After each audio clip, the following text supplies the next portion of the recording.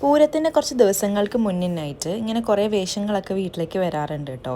ഞങ്ങളാണെങ്കിൽ പൂരത്തിന് 2 ദിവസം മുന്നെയാണ് എത്തിയിട്ടുണ്ടായിരുന്നത്. അന്ന് മുതൽ 2-3 വേഷങ്ങൾ ഇതേപോലെ വീട്ടിൽ വന്നിട്ടുണ്ടായിരുന്നു. എൻ്റെ നാട്ടിലാണെങ്കിൽ ഞാൻ ഉത്സവങ്ങൾ മാത്രമാണ് കേട്ടോ കണ്ടിട്ടുള്ളത്. ഇതേപോലെ പൂരങ്ങളൊന്നും ഞാൻ കണ്ടിട്ടേ ഇല്ല കേട്ടോ.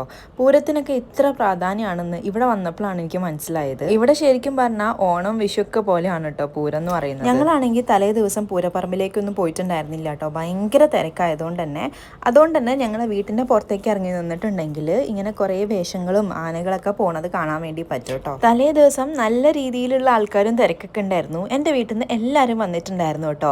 അവരെല്ലാവരും തന്നെ ഉച്ചയായപ്പോൾ തന്നെ പൂരം കാണാൻ വേണ്ടി പോയിട്ടുണ്ടായിരുന്നു. ഞാനും ചിന്നേച്ചി കുട്ടികളൊക്കെ ഉള്ളതുകൊണ്ട് തന്നെ വീട്ടിൽ തന്നെ ഇരുന്നു. അവിടെ തന്നെ കാണാം എന്ന് വിചാരിച്ചു കേട്ടോ. നിറയെ പോലീസുകാരായിരുന്നു. ഓരോ വേഷത്തിൻ്റെ കൂടെയും മുന്നിൽ 3 പോലീസുകാർ പോകുന്നുണ്ടായിരുന്നു കേട്ടോ. പിന്നെ നല്ല രസമായിരുന്നു കേട്ടിരിക്കാനായിട്ട്. ഇതൊക്കെ ഞാൻ ആദ്യമായിട്ടാണ് കേട്ടോ എക്സ്പീരിയൻസ് ചെയ്യുന്നത്. ഇത്രയും കാലമായിട്ട് ഞാൻ ഇതൊന്നും എക്സ്പീരിയൻസ് ചെയ്തിട്ടുണ്ടായിരുന്നില്ല. പിന്നെ വീട്ടിൽ നിന്ന് എല്ലാവരും തിരിച്ചെത്തിയിട്ടുണ്ടായിരുന്നു. പൂരപ്പുറമ്പിൽ നിന്ന് എല്ലാവരും ഭയങ്കര ക്ഷീണിച്ചിട്ടാണ് തിരിച്ചു വന്നത്. നല്ല തിരക്കായിരുന്നു എന്നൊക്കെ പറഞ്ഞു. പിറ്റേ ദിവസത്തെ ആനപ്പൂരം കൂടി കണ്ടിട്ടാണ് കേട്ടോ നമ്മൾ തിരിച്ച് കോഴിക്കോട്ടേക്ക് പോയിട്ടുണ്ടായിരുന്നത്. അത് അടിപൊളിയായിരുന്നു. ഒരു മസ്റ്റ് വാച്ച് തന്നെയായിരുന്നു എന്ന് എനിക്ക് തോന്നി കേട്ടോ. കാരണം അധികം വെയിലും ഇല്ല, നമുക്ക് നന്നായിട്ട് ഇരുന്ന് കാണാനൊക്കെ പറ്റിയിട്ടുണ്ടായിരുന്നു. തിരക്ക് എന്തായാലും ഉണ്ടായിരുന്നു കേട്ടോ നന്നായിട്ട് തന്നെ.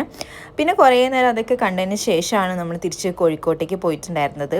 എനിക്കിത് ഭയങ്കര ഇഷ്ടപ്പെട്ടു കേട്ടോ. ഞാൻ ആദ്യമായിട്ടാണ് ഇങ്ങനെ കാണുന്നത്. എനിക്ക് ഏതെങ്കിലും ഒരു കൊല്ലം തൃശ്ശൂർ പൂരം കാണണം എന്നുള്ള ആഗ്രഹം ഉണ്ടായിരുന്നു. പക്ഷേ ഇവിടുത്തെ തിരക്ക് കണ്ടിട്ട് തന്നെ എവിടേക്കും പോകാനായിട്ട് എനിക്ക് തോന്നുന്നില്ല കേട്ടോ. അപ്പോൾ നമുക്ക് അടുത്ത വീഡിയോയിൽ കാണാം. ടാറ്റാ.